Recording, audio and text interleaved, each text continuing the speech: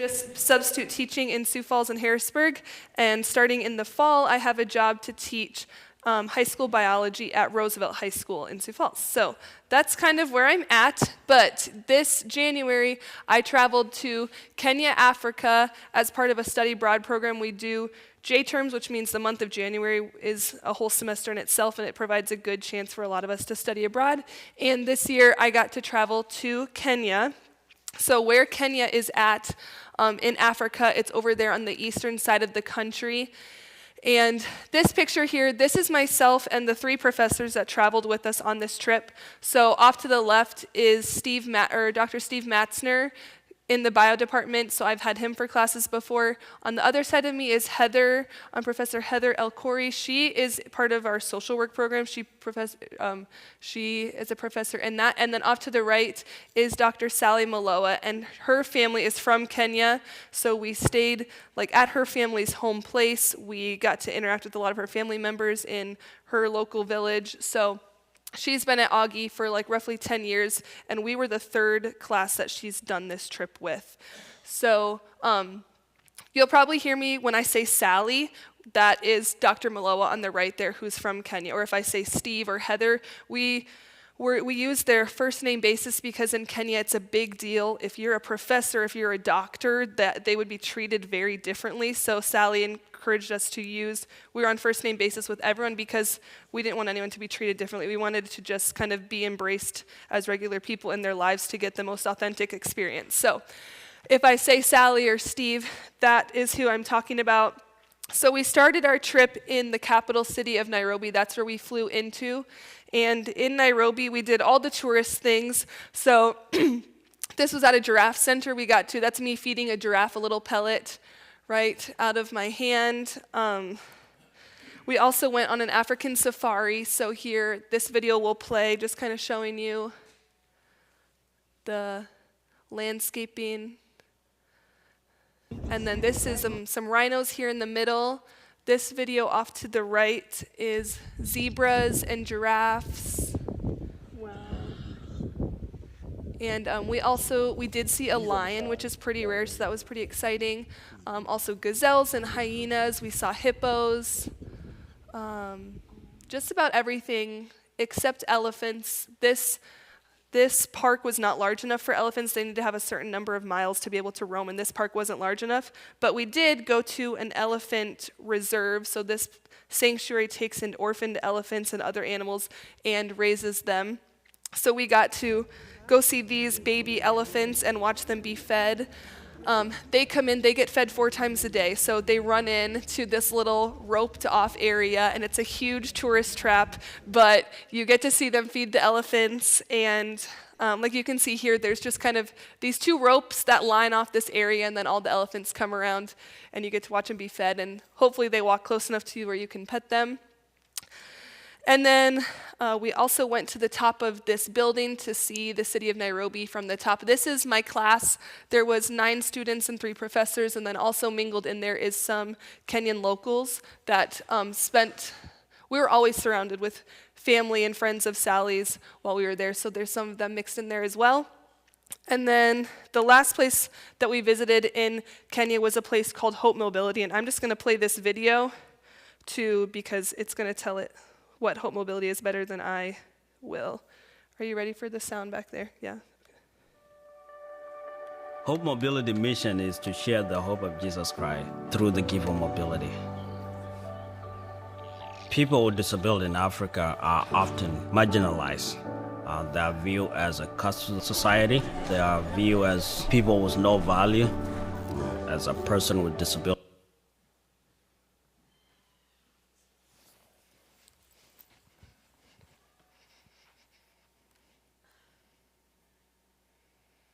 They are viewed as people with no value, as a person with disability.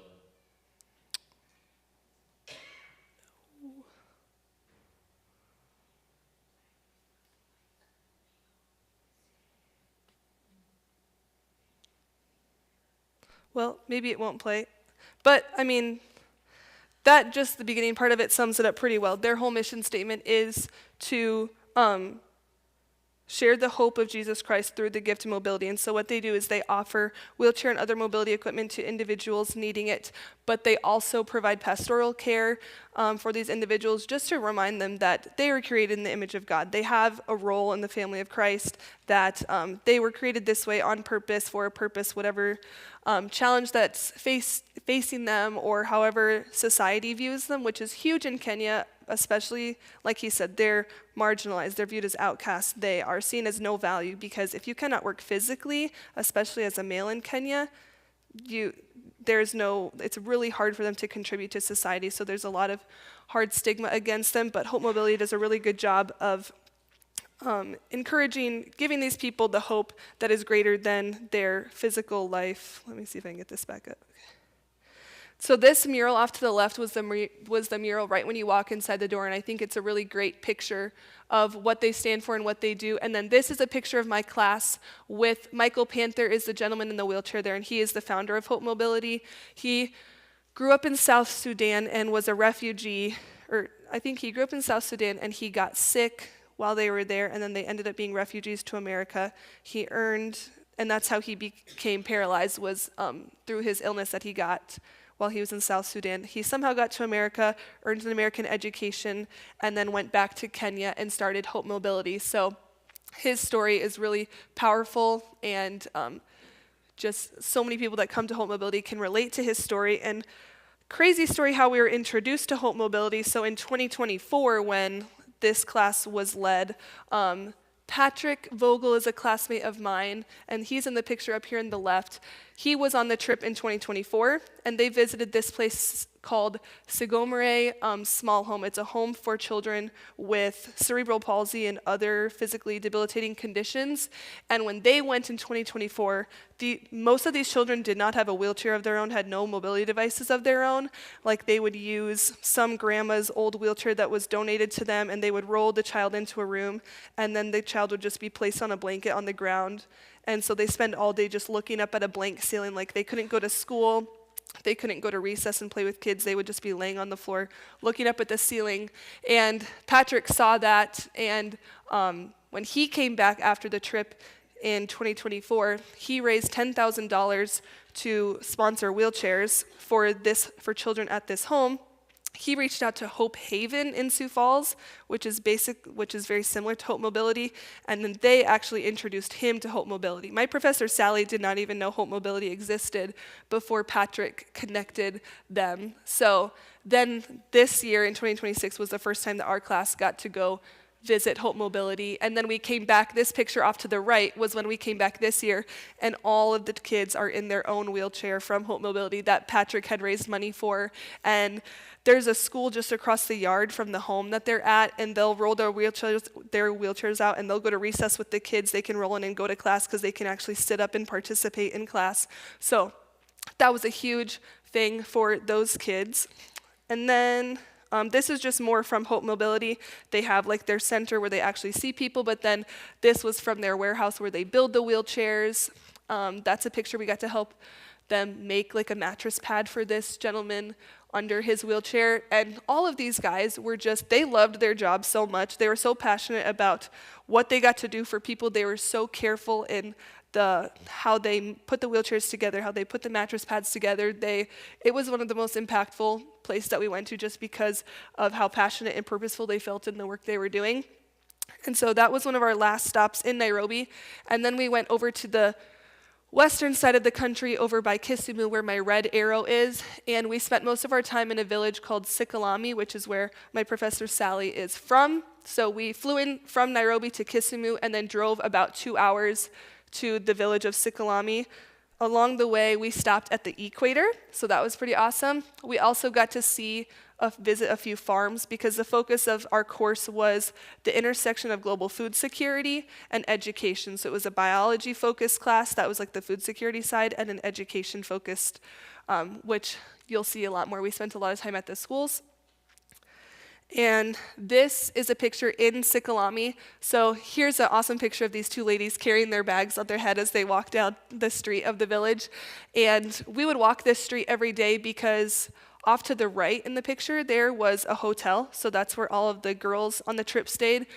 was in the hotel there. And then to the left here, that grass that you see, that is my professor Sally's home place. So the guys stayed at my professor's place, and we would come over there for meals. We had home-cooked meals from the aunties every day, and then we mostly just stayed and slept at the hotel. So we would walk down the street and walk down the driveway to Sally's place every day. This picture, or this is a video that I'll play. I scan it really quick, but it just shows you a little bit of what Sally's place looked like. There's a main house across from the gate, and then there's another, her brother has a house, and then you can see the chairs kind of where we would eat every day, and the tables where they served us. Chickens roaming around. There was always cows tied to a tree grazing.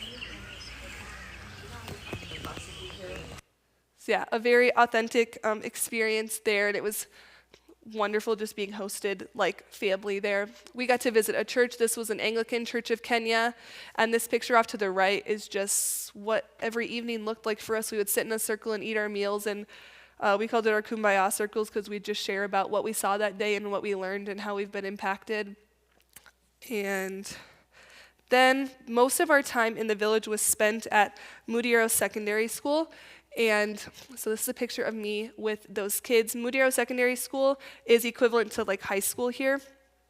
And a high school education is not free in Kenya, but so many families can struggle to afford just the daily necessities like food.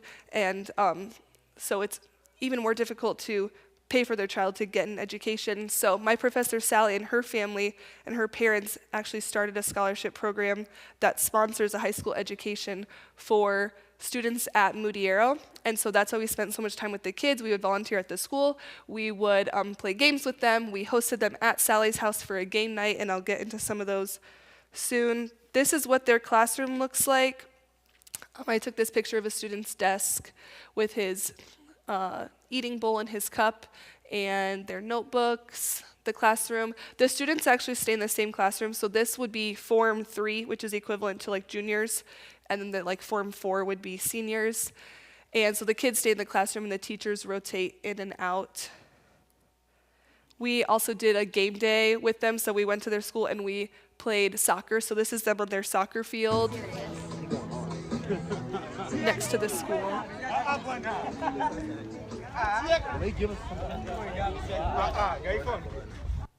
And it was so hot. It was summer in Kenya, and we're like right along the equator, and so we would be out like on the soccer field or in the field or like in, the farmers are showing us around, and it's like the middle of the day and the hottest time. So it was really hot, but I would take that sunshine back now.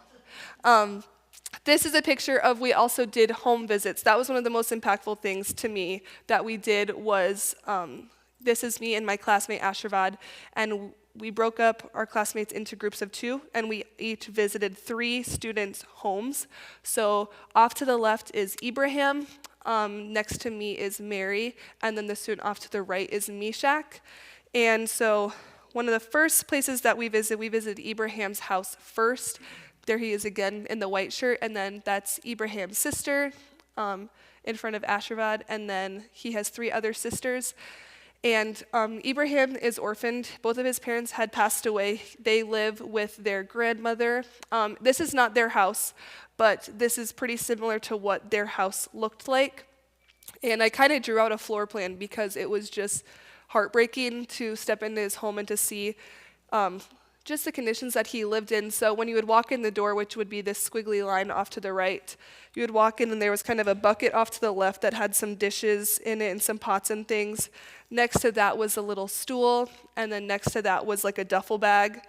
And then along the other wall, there was a bed that was probably like smaller and more narrow than a twin-size bed. And half of that bed was covered with these duffel bags or like suitcases, and that was their closet. That was what held all their belongings. And then the other half of the bed, he said that was where his grandmother slept. And so that leaves Ibrahim and his 4 sisters to sleep on the dirt floor, and that's in the rest of the house, which that was the most shocking thing to me. I just never thought about how many kids don't have a bed to sleep on, or even like a mattress, like a pad or a mat or anything to sleep on. He was not the only student I saw that just slept on the dirt floor of their home. And So that was difficult to see. And then also Sally had kind of prompted us with some questions that we could ask the students when we visit their homes. And one of those questions was, where's your store? Which would be like, where's your pantry at? And so I asked Ibrahim, I said, Ibrahim, where is your store? And they kind of had a rafter that went through their home. And hanging from the rafter was a little basket, basically like if you would take a baseball cap and flip it upside down. That was like the size of the basket. And inside there, he had a plate with like 2/4 of a potato on it. And that was the store for his family. And it was just devastating to see. And I had walked with him. After we finished seeing Ibrahim's house, we started walking over to Meshach's house. And along the way, I stopped and I asked Ibrahim, and I said, Ibrahim, are there some days where there's not enough food for all of you to eat? And he just said, yeah. And when you think about Ibrahim, he gets to go to school 6 days a week, and they get lunch at school. So if it comes time for supper and there's not enough food for everyone to eat, Ibrahim's not getting supper because he got lunch at school. So that also speaks to the power of the scholarship program. Is not only these kids get to earn an education, but they get lunch 6 times a day, which is a huge deal for so many of the kids in the village. Then next we visited Meshach. There's Meshach next to me in this picture. We visited his home. Meshach also, his parents, I believe his mother had passed away and his dad was just unable to take care of him. So this lady in the purple shirt, that is Auntie Jen. And Auntie Jen just hosted him at her home so that he could go to Mudiero and receive scholarship from the scholarship from the Lift As You Climb Scholarship Fund so he could earn an education, and then Auntie Jen hosted him. And so Meshach kind of introduced us to Auntie Jen and showed us around his home, and then he wanted to show us their field where they had done some farming. So we walk out to the field, and as we're walking onto the field, there's kind of some trees that line the field, as you can see kind of in the back there. And I see a man like sitting in the grass, or sitting kind of in that line of trees. And as we approach him, he starts to turn and crawl towards us on his hands and knees. And as he, with every motion forward, his arms and his legs had to like tremor as he crawled towards us. And eventually we met, and Meshach introduced us to Moses. So this is my friend Moses. Let's see. So Moses' condition, like I said, he was crawling. He's unable to walk, but this has not been his condition his whole life. He actually had earned an education. He worked as a boda driver, which bodas are like recreational dirt bikes, what we would call them here. And they're the main form of transportation in Kenya, so not like cars. They take these little bikes and give people rides to the market and to the hospital and wherever they need to go. And that was Moses' job for most of his life, or before his accident. And then he had gotten in an accident that injured his spinal cord, leaving him unable to walk and therefore also unable to work. He also had a wife before his accident, but once he was injured, he was no longer able to work, which meant he couldn't provide for a family, so his wife had left him. And Meshach explained to me that sometimes he comes out to see Moses, and Moses is just in his house just crying because he can't go anywhere, he can't do anything, he has no one.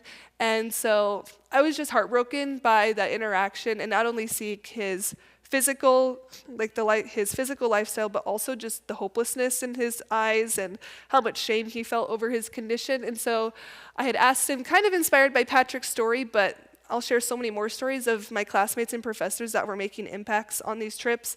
I just thought, I was like, having been to Hope Mobility just a few days earlier, I was like, wow, if only I could get him to Hope Mobility, he would not only receive physical care, but receive so much encouragement and hope. So I asked him, Moses, could I take a picture with you, and so I can come back to America and share your story with my friends and family and see if they would want to donate and get you a wheelchair? And he agreed. And so we took this picture, and then I'll kind of come back to his story in a little bit, but then the rest of our trip went on. This was another really impactful interaction with the students at this school. So the day before we did home visits, we hosted them at Sally's house for like a game night. And this is a picture of, this is Crazy 8 with Paul is the gentleman sitting there. And this stack of Crazy 8 cards I had brought from my house because Sally told us to try and collect games and books and things to donate, to bring along on our trip to give to these kids.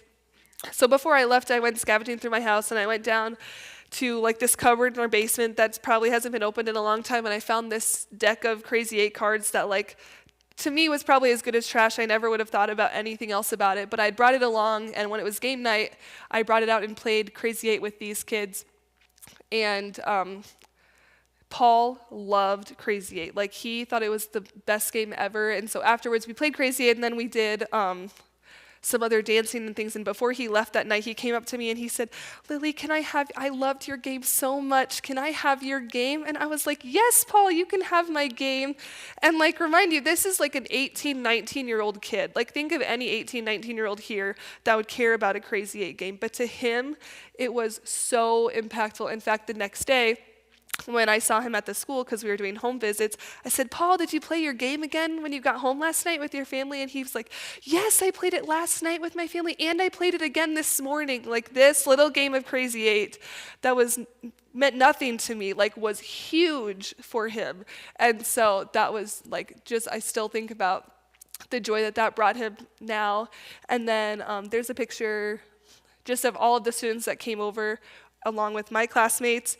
And then we also played musical chairs with them at Sally's house, and I led them. Sally wanted us to teach them a dance, and somehow I got designated as the dance teacher. And so I taught them YMCA, and Sally said that that was also one of her most like touching memories from the trip, because you'll see that I'll play the video in a second, but they had so much fun doing YMCA, and she was like, these kids for like 5 minutes just got to be kids, and like they just got to dance, and like hearing their stories from the home visits, like that's why I shared the home visits first, because so then you would understand like just a lot of these kids don't get to be kids, and it's really hard. So this is musical chairs here off to the left, and then the YMCA was pretty special too.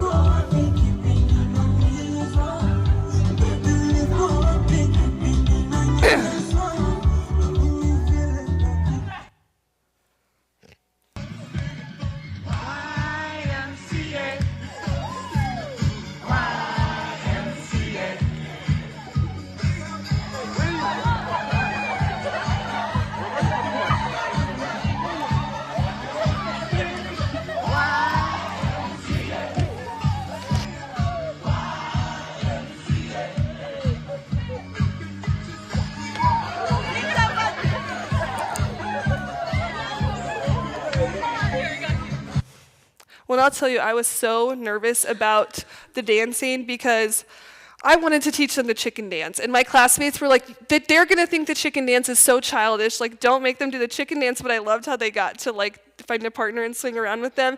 And so I just threw that into YMCA. It's probably not normal, but they loved it. In fact, afterwards, I asked them, I was like, what was your favorite part of the night? Because we played games. We had taught them Ship to Shore, which was another interactive game we did.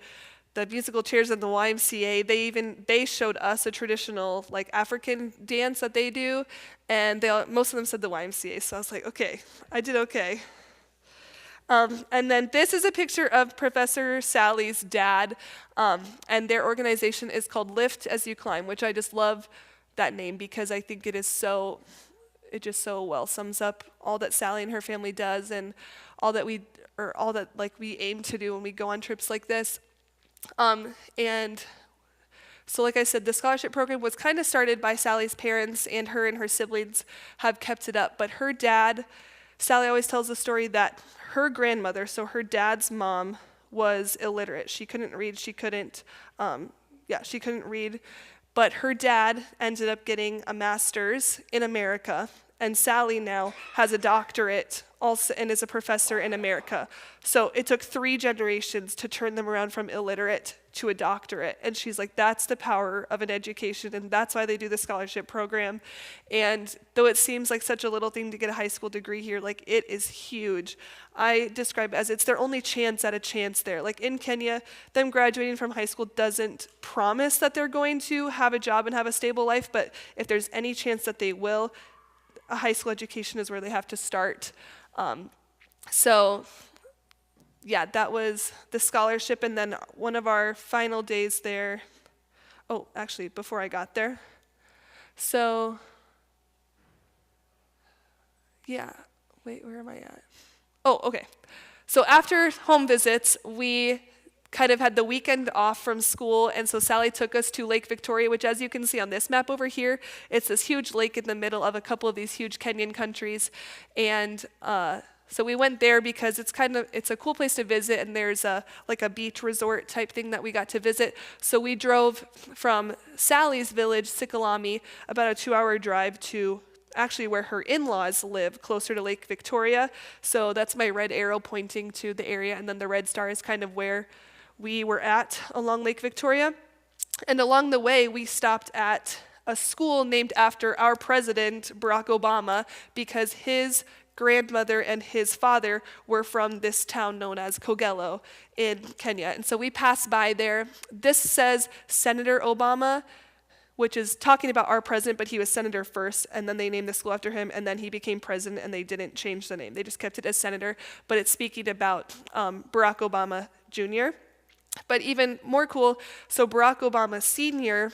was, he had grown up in Kenya, and when JFK was president, he did an airlift program, which took students from other countries across the world, students that showed promise, and he brought them to America. So that was JFK, and Barack Obama Sr. was one of those students that got brought to America to earn an American education, and then later his son became president of the United States. So that was kind of a cool connection. But yeah, there was a picture. We also got to go on to the property of like the family property of Barack Obama. So his dad is buried on this property. We got to see where his dad was buried and his grandmother. And this house in the front here is where Barack Obama's grandma lived. And she was alive at the time when he was elected. Sally said a street was up in 2 days because the news reporters needed to get to his grandmother's house to be able to talk about how her grandson is now the president of the United States. So yeah, we visited the home. That's that first house off to the left, and then this home off to the right is behind, and that's the new house she got once her son was the president, or her grandson was the president of the United States. So we got to see both those, which was pretty special. And then once we arrived at my professor's in-laws' place, they had this amazing platter for us, which had samosas, and there's fish and rice and all these typical ethnic dishes. It was amazing. Usually share this, we don't eat one platter ourselves, we would share it between like 3 or 4 people, but I thought it was, imagine walking into a room and like that's what you see on the table. It was pretty exciting. And then we spent that evening on this beach at Lake Victoria. So here off to the left is my class with a bunch of Sally's family and friends, and then this picture off to the right is just my class. We then slept on like that sand right there. We kind of slept on the beach that night in these tents looking over the lake. This picture off to the left is, you see all those lights, you would think it was like an island out in the middle of the lake, but they call it the City of Lights because there is a specific fish that's really attracted to light, and they go out and fish for them. All those lights are little boats. So they go out and their light comes on and attracts the fish, and so then they catch those fish at night, but when you're on the beach, it looks like a city of lights. So that was pretty neat. And so yeah, after we slept the night on the beach there, we went on a boat trip that morning. We went out, took a boat along the lake, and then we came back to shore. We did a little class discussion at the beach there before heading back to Sally's, her in-laws' place where we were staying, because we were staying there all weekend, so we had another night by Lake Victoria yet. Went back to her place, had lunch, had another class discussion, and then we all got back in the cars to drive back to Lake Victoria because we were going to watch the sunset there over the lake that night. Unfortunately, however, I got sick. So we had gone back to the lake. It was like 5 o'clock at night there, and I all of a sudden just got really sick to my stomach, and I would be sitting and like the world was spinning. I was extremely dizzy, and so I went up to Sally and I was like, "Hey Sally, I think I need to go home early. Like I don't think I can watch the sunset tonight. I think I just need to go home and go rest." And she was like, "Okay. See if anyone else wants to go with you." So I went in our group chat and I said, "I'm going to go home early. Anyone else want to come with?" So a couple of my classmates came up and they're like, "Yeah, we'll go home with you." But they looked at me and they're like, "Lily, you're white. Like your lips are white. Like you do not look good." And I was like, "Oh, okay." And then I kind of started walking around more and I'm like, okay, when I stand up, I feel really sick. Like the world is spinning. This is kind of weird. And so Sally's like, well, do you want to go to the hospital? And we had paid for international health insurance was part of our trip. So it was something I kind of had already paid for. And I was like, well, we might as well go to the hospital to be safe. So then I didn't go home. Sally took me to the hospital with our driver and then one of the employees at Palm Beach Resort, because this isn't Sally's village, this was her in-laws' village, so she was not familiar with the area. So one of the workers at the resort, he hopped in the car with us and he showed us where the best hospital would be. And I had a really interesting experience at the hospital. They took good care of me, but I wish I had time to tell all the stories, but yeah, just very different. What ended up happening is I just got a bad bacterial infection of some kind, which isn't abnormal. Like you're somewhere else, you're eating different food that's not as clean as it is here. The water's not as clean. It's not that unusual to get a GI bacterial infection while you're abroad, but it was just weird because I was the only one that got it. Like I said, we had home-cooked meals, so we were all eating the same food every day. But I was the only one that got sick, so call me the lucky one, I guess. And then, so yeah, I went to the hospital that night, and then we went back to the in-laws' place, and I think we got back around 1 o'clock in the morning, and I slept there for the night. And when we woke up, Sally came in and she was like, I did not feel comfortable at that hospital last night. Like, I want you to go to Nairobi to go to a bigger and a better hospital just to make sure everything's okay. And I was like, okay. Oh, I forgot to say, when I was there, they gave me IV antibiotics, and they said I would need to come back 2 more days for 2 more rounds of IV antibiotics. So that was the plan, was the next day we were going to go back to Sally's village because there was a good hospital nearby, and then I would get the rest of my IV treatments there. But then Sally came in and she said she wanted me to go to Nairobi, and she wanted me to go in 2 days. And in 2 days after that day was our science shows and our scholarship ceremony, which is basically the climax of our trip. And I was like, I'm not missing those things. So I'm like, if you can get me on an airplane today to get me to Nairobi, then I will go and get me back tomorrow. So she did. She booked me a ticket to Nairobi at like 2 p.m. and I got to Nairobi by like 4 p.m.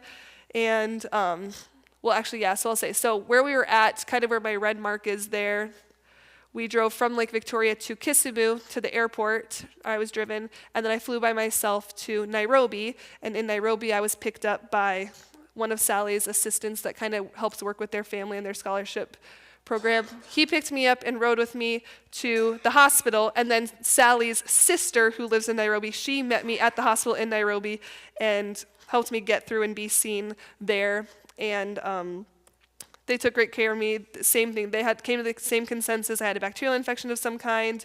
And actually, they said my white count levels had improved so much that I would no longer need 2 days of IV antibiotic.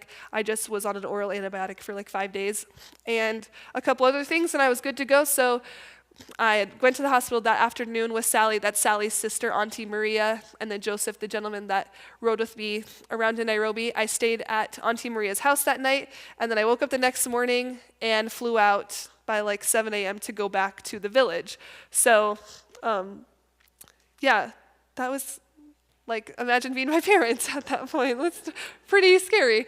But I mean, I wasn't terribly sick. I wasn't too nervous the whole time, but it's just not ideal. Okay, and then these pictures are from one of our second to last day at the village. We went to the primary school, which would be like their elementary school, and we did science shows. So this in the red, those are the Mudiero. So Mudiero is one of the towns, and then Sikalami is another town. So those are the Mudiero primary students, and then off to the right was when we were at Sikalami Primary School. And yeah, like I said, we all just did different science experiments, and mine was liquid nitrogen, so I got to make this awesome explosion.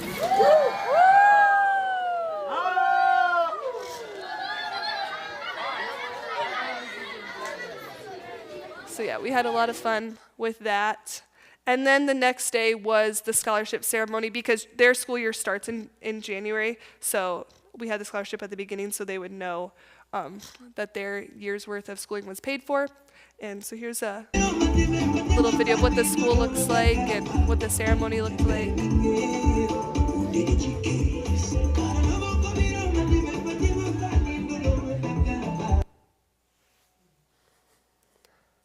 And we planted trees there on their school property. This is a picture of my classmates and then a couple of the teachers at the school there. And yeah, this is a picture of, that picture off to the left is students that receive scholarship belonging to the Tri Beta scholarship. So Tri Beta is the biology honors club at Augie, and so we do fundraisers as part of our club throughout the year to sponsor scholarships in Kenya. And so it's me and some other biology students taking pictures with those kids.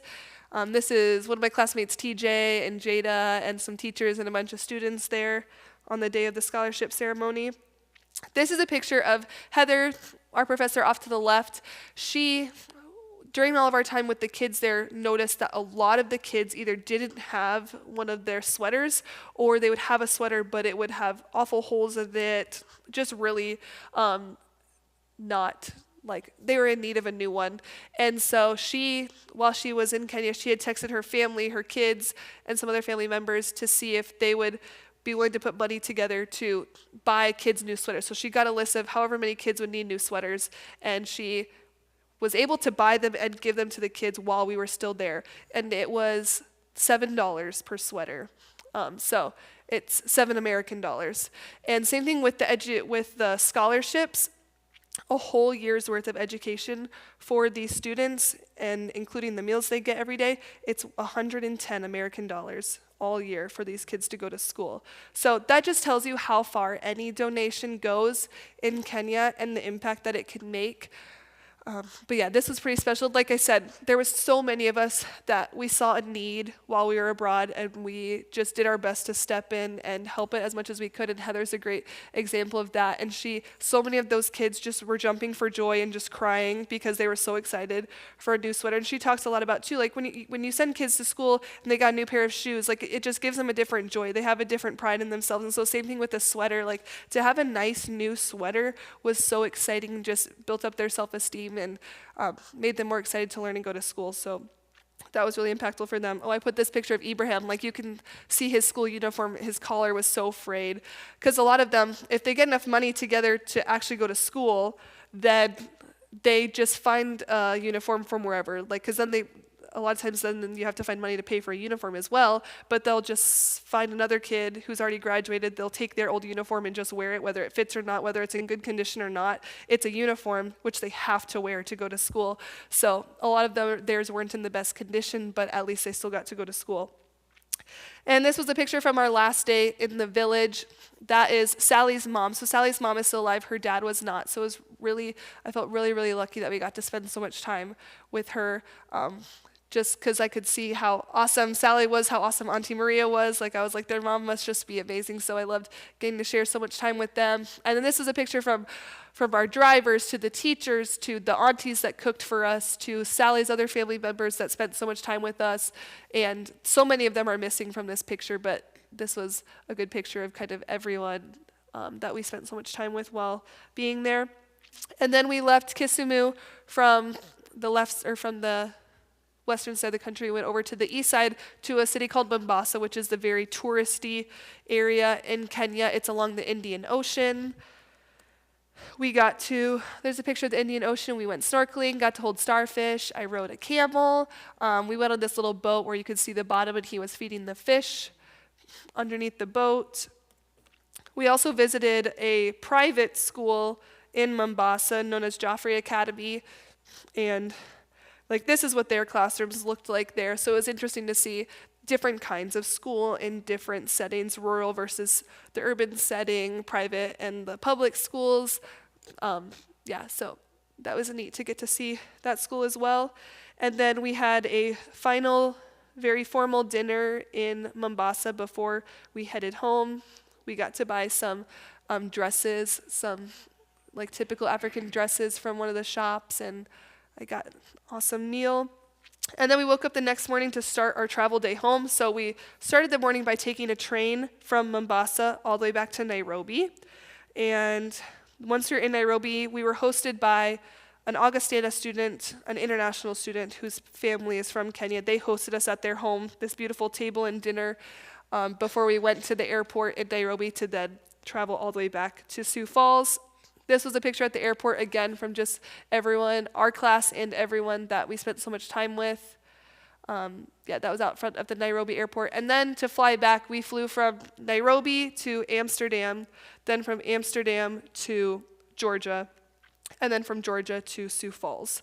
So that's kind of, it was like 9 hours from Nairobi to Amsterdam, 9 hours from Amsterdam to the US, and then like 2 or 3 hours from Georgia to South Dakota. By the end, we started a timer from when we got on the train in Mombasa to when we landed in Sioux Falls, and it was like 52 or 57 hours of travel to get back. So it was a long travel day. This was us finally landing back in Sioux Falls, so that was pretty exciting that we made it all back. And a student, actually, Balivan, his family was a place that we stayed at, or the family that hosted us for dinner our final night there, and he flew back with us. He wasn't part of our trip, but he flew back to like start his time at Augustana, if that makes sense. So like starting at the beginning of February, he was a freshman at Augie, so he got to travel back with us, and it was really cute. We landed, we had told him like, okay, it's really cold in Sioux Falls, like it's really cold in South Dakota, so just be prepared. And so on our way back, we first land in Georgia, and so he walks outside and he's like, it feels warmer here. And we're like, you're not home yet, buddy. Like, you just hold on. We're not back yet. And then he understood. I actually just saw him yesterday, and he was, has not been impressed with the weather, but he said everything else is pretty good. Okay, so then now since coming back to Moses, I came back and spent some time just chatting with Hope Mobility to see what does it look like for someone to be cared for by them. How does appointments going? How many days does it usually take? I chatted with Sally and Auntie Nancy to figure out the logistics of, okay, how do we get him from the village to Nairobi? What does it cost to stay in a hotel and meals, and who would travel with him?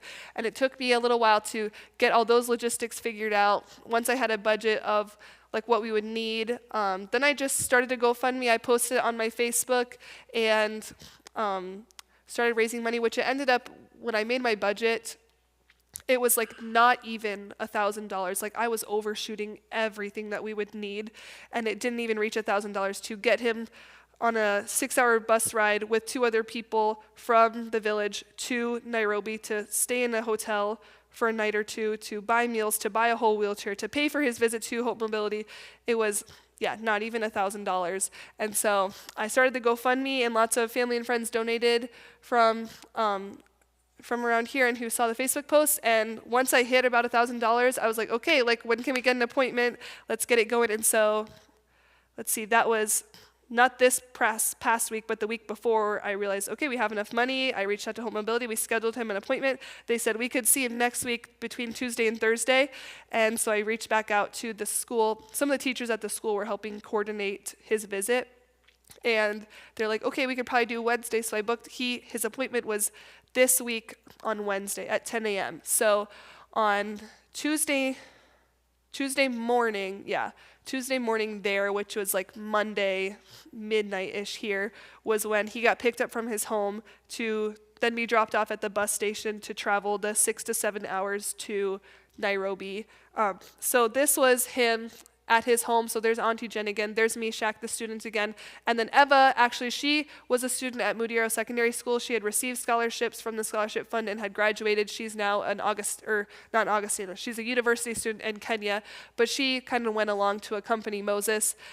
But this was him, like how they got him on the property to the car was like in a wheelbarrow, which I had never seen. I didn't even think about that, but when I was opening up our group chat and they were giving me updates of how things were going, I see him sitting in the wheelbarrow, just getting him into the car, and it was like so hard to see. But then this is a picture of them on the bus. They were heading to Nairobi. They arrived in the middle of Tuesday afternoon, so they stayed there and got a dinner, and they were going to spend the night and then wake up early the next morning to go to Hope Mobility. And this was them at their 10 o'clock appointment. So this is him in his assessment room. He got a physical assessment from a physical therapist. And then he also got to just be in this room with other people that were getting fit for mobility equipment. And they had pastors speaking over them and just saying that, like, you were created in the image of God, that you have a role in the body of Christ. And he had a personal meeting also with a pastor and counselor there. And they gave him this pack of things I had requested that they that they give him, or Michael Panther, so the man who found Hope Mobility, he wrote a book telling his own story. So I said, could you give that to Moses so he could read that? I asked, I don't know if Moses had a Bible or not, so I said, could they give him a Bible while they were there? And so he got this package with some goodies in it. And then, yeah, then it came time for him to like receive his own wheelchair, which was so exciting. Like, to me, that's the most beautiful wheelchair I've ever seen. Like, it makes me so excited. Also notice he didn't have shoes. Like, he traveled all the way with no shoes because he was just crawling on the ground. Like, shoes would just drag and slow him down when he had to crawl everywhere. So, yeah, but then he finally got his own wheelchair. He got to sit in it. They sent this picture of the tires because I'd also said, I know he lives in rural Kenya, it can get really muddy. Do you have wheelchairs that are better fit for those rough terrains? And so they got him this wheelchair with tires specifically for that. And then I just love this picture, like to see the joy on his face. Not only like has he been physically helped, but I think he just received so much encouragement and like got so much hope just seeing so many people that shared in his experience there, getting to hear from so many people encouraging him, and just like the message of Jesus Christ, like just being reminded of that. He received the Bible too. Like there was just so much physical care that day, but I think even more so the spiritual and emotional care he received that day. And then again, there's Eva and Meshach, and Riddick is actually a family, like a nephew of Sally's, that met them when they were in Nairobi just to help them get around. And this was the things inside of his bag, the book written by Michael Panther, and they gave him some other items. And this was him back at home. So he's got his new wheelchair, he's back at home. That's Moses' home on the property with Auntie Jen and where Meshach lives. And yeah, he's pretty excited. He's doing really well. I put another one, just a side-by-side of like not only his physical state before, but just like his demeanor before receiving that wheelchair and visiting Hope Mobility, and now just to see the hope and the joy that he has, and the wheelchair as well, was really exciting.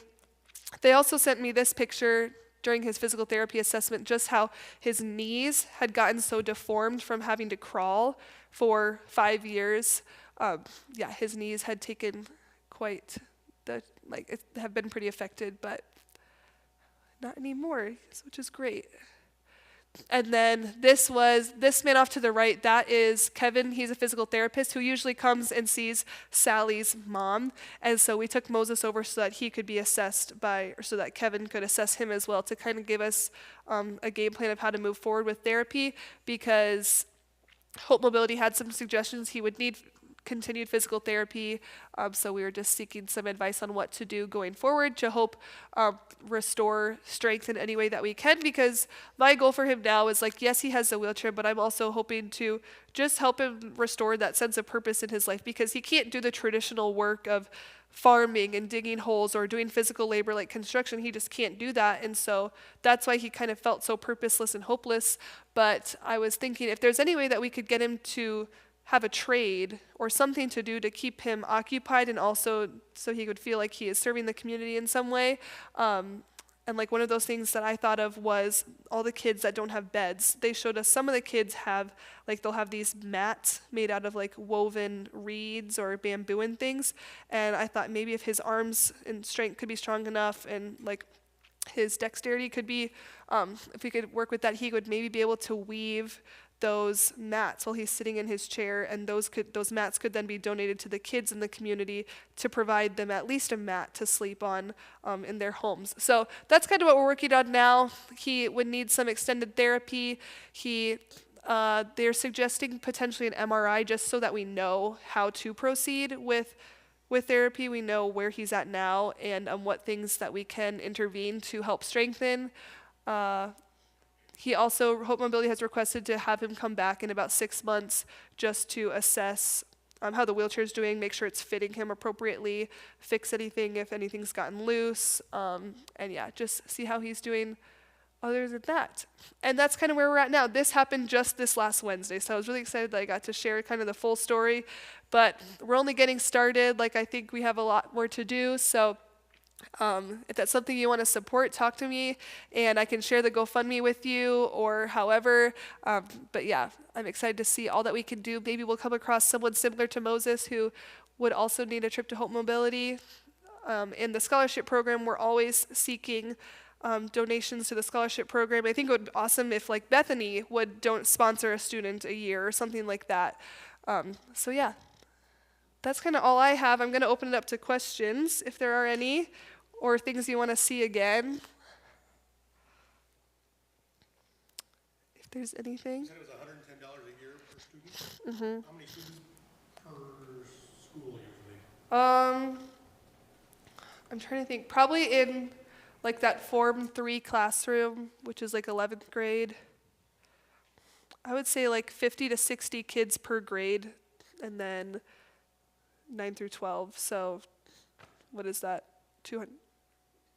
Yeah, did I say 60? Yeah, 240? Yeah. Yeah. I noticed, unless I missed it, but it looked like mostly boys go to the school. Yeah, a lot of times it is boys because if the family does somehow have enough money to send a kid to school, they would typically send a boy over a girl just because the boy would have a better chance of working later on as well to be able to come back and help the family. But the scholarship program has been really helpful in helping get more girls to school.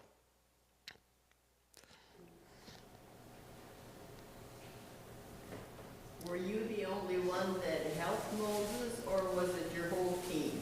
Like as far as my classmates and things, it was kind of just me organizing things. I had shared with them that like what we were doing, and I think some of my classmates had donated, like they saw the GoFundMe, but it was kind of just, me and Ashervad were the only ones that ever met Moses. We only met him that one time when we did home visits. Like he wasn't someone that was around with, like everyone else. We had family and friends that would come and stay on Sally's place. Like he was never, he never came over there. So the only time that I met him, that anyone met him, was when we did the home visits. And me and Ash were the only people to visit Meshach's like home and his family. So we were the only ones to meet Moses, if that makes sense. So I was kind of the only one that had the connection with him at that time. So were there other ones that were helped through your team, maybe somebody else? Yeah, so we have one of my classmates, Ellie Walker. There was a hospital there that we visited called Mati Babu, and they're hoping to provide playground equipment for Mati Babu Hospital. So Ellie is working on a fundraiser to raise money so that kids have a playground to play on, because so many of these kids have no idea even what a playground is. So like that's one example of something my classmates are doing. One of my good friends, Lainey, before we went on the trip, Sally had us try to raise enough money to sponsor one scholarship. So when we visited these kids' homes, we also had a scholarship to give them, kind of. So we were supposed to come with enough money to sponsor one student to go to school. My friend Lainey, she had posted on her social media to reach out to friends and family, like, I'm doing this, we're looking for money to sponsor scholarships for students, and she ended up raising over $4,500 for scholarships. So $110 for one kid, having $4,500 of that. So many scholarships were given in that way. Heather with the sweater story, like I said, in 2024, Patrick, he sponsored all those wheelchairs. One of my classmates, Katie, there was a student who she has helped. He had lived with his mom for like most of growing up, and then she got breast cancer and recently died from that. And so then he had dropped out of school because he needed to go with her to the hospital and things. And then now she has passed. But Katie, my classmate, helped sponsor a scholarship so he could go back to school. She helped get him a phone so that he could stay communicated with Sally. And we helped him find a host. So yeah, there are a lot of my classmates, and that's just a few of them. Like so many of my classmates saw a need and we responded to it and helped. And I think that that's why it wasn't just me. I was inspired by my neighbor who did this, by my friend who did this, and then we all kind of coming together. We're hoping to make an impact on that community, at least one person at a time. Yeah. It's quite an eye-opener for you, right? For sure. Yeah. Yeah. There were so many things that I would have never thought about. Yeah, like kids not having a bed or even a mat to sleep on, or just, you always hear there's kids that are hungry in Africa, but it's like when you're in their house and you're looking at them and you're realizing that they're a human just like you, and you get hungry, they get hungry, but at least I have food to eat. They probably don't. Like, it's the humanity of it when you're actually standing face to face with them is pretty crazy.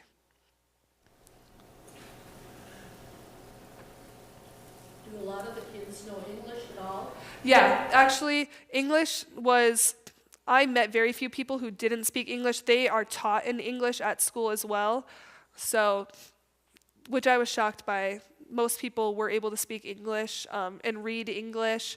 Like if you could drive through the richest parts of Kenya and the poorest parts, and the signs on the side of the buildings and everything would be in English. So it's pretty well used.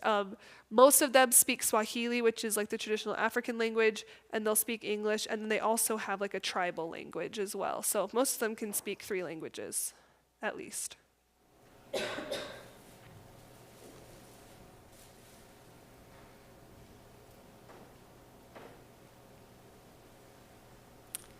Any other questions, or anything I can show you again?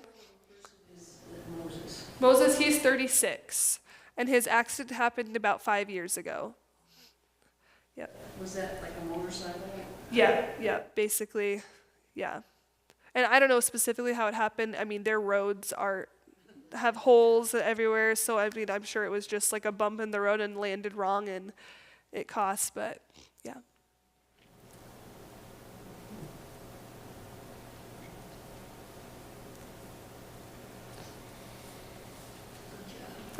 Thanks. What's the cost of an MRI? They said it's about $200 American.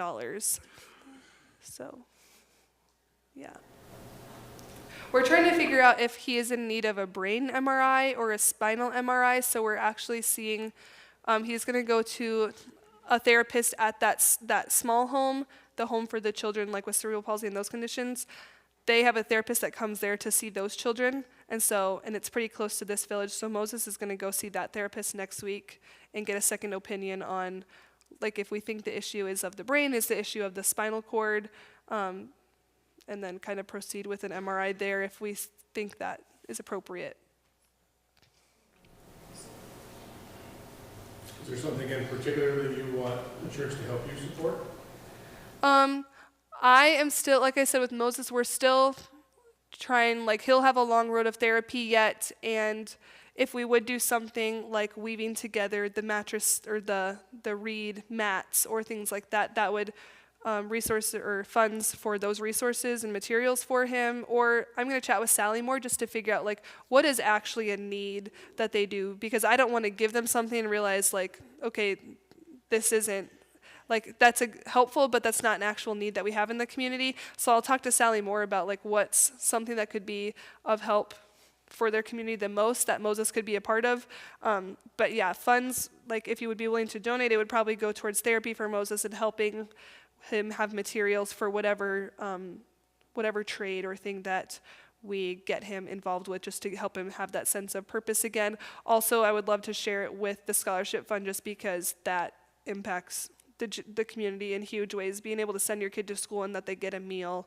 And then that they can also maybe go on, earn more education or go on and get a job to come back and help their families and help their family become more stable. That's really a great way to invest in the people in the community and their families. So, yeah.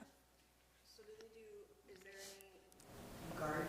Like, are they able to garden? Are they able to grow their own food? Yeah, and a lot of them do.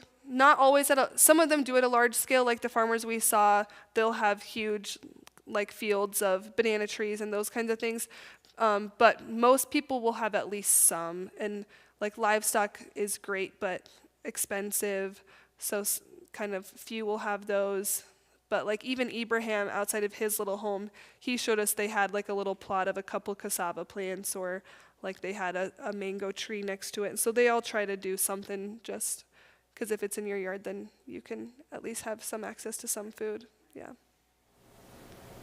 One of the pictures showed that you both had a bunch of bananas, like somebody Yeah. eating banana. Yeah, and those were from, all like Meshach's house, so Auntie Jen, where Moses stayed, they always loved to give gifts. Like she had given us those bananas, right? And they already have, like Auntie Jen too, Sally was saying, like she has so little, but she gives so much to students like Meshach. She hosts him at the house there so that he can go to Mudiero, so that he can be part of the scholarship program, because the scholarship isn't for every school. Most schools don't have a scholarship program. You pay for it or you don't get school, but in Mudiero they're able to get some help that way. So if he can at least live close, then he's able, like at Auntie Jen's house, then he's able to receive an education that way. And yeah, they shared bananas with us. We went to another farm, and he really wanted to give us a sheep. Like, he was like, you open up your trunk, I'm going to put this sheep in there. Like, he swore, and Sally's like, get in the car, get out. Like, she was like, we're not taking that sheep. And so Sally had to tell him, like, I'm sorry, but like, we cannot take your sheep. And it was actually like a fairly disrespectful thing that we like denied his gift of a sheep, or like his gift, just because we were his visitors. And like every farm or the small home that we visited, they all have like guest books. Like, they love visitors and guests, and so our names are signed, or Augustana is signed everywhere. Because having people coming and visiting and sharing conversations like that just is huge to them.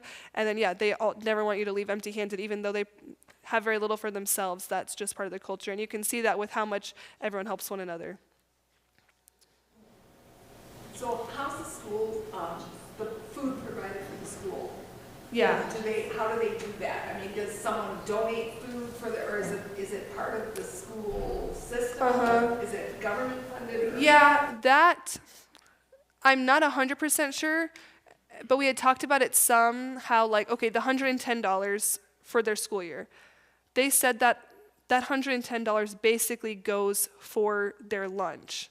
But it's like, a lot of kids would say if they can't afford that, like, they're like, let me go to school, I don't need to eat the lunch.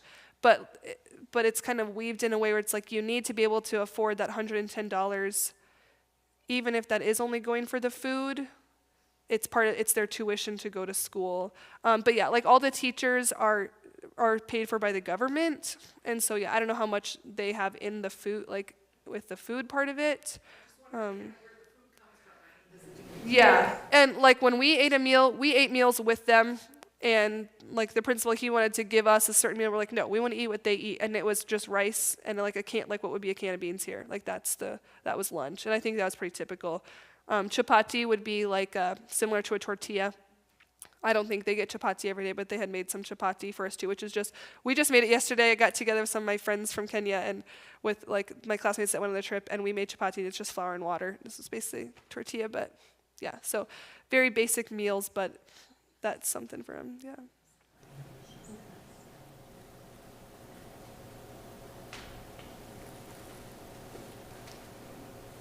And if you want, I have been sharing Moses' story on social media. I have a Facebook page where I've just been keeping updates, and I'm going to keep doing that because, like I said, we'll need to continued funds for therapies and those kinds of things, so you can stay updated on, okay, this is what we're doing. If you donate, this is what it's going towards, or if there's a need and I share that, then you could see that on the page.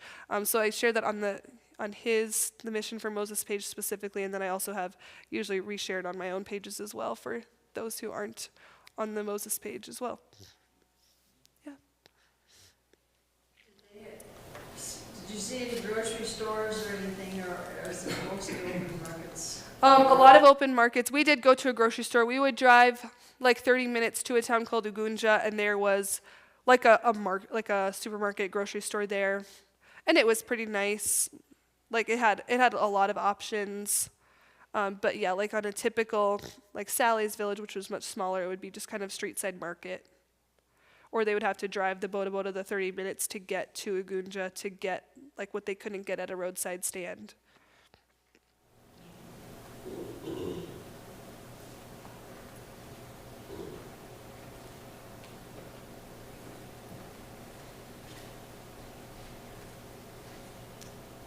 If there's nothing else, I will say I have to go because I'm actually being interviewed by Kelliland this afternoon about the Mission for Moses. So at like 1 o'clock this afternoon, I'm headed to Kelliland to talk about Moses' story. So I'll kind of keep an update on when that will be out as well. Yeah. Yes.